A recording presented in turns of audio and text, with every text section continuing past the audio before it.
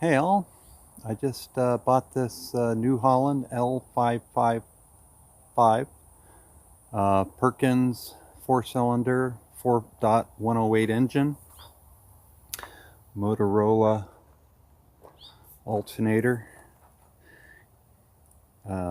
Engine will crank one revolution, and then I gotta get out a wrench and turn it back, and then it'll turn one revolution again, the same revolution.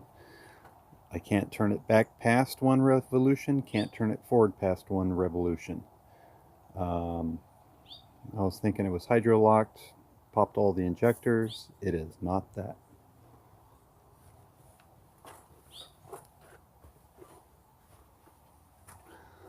Now I'm wondering if it could be something in the pumps.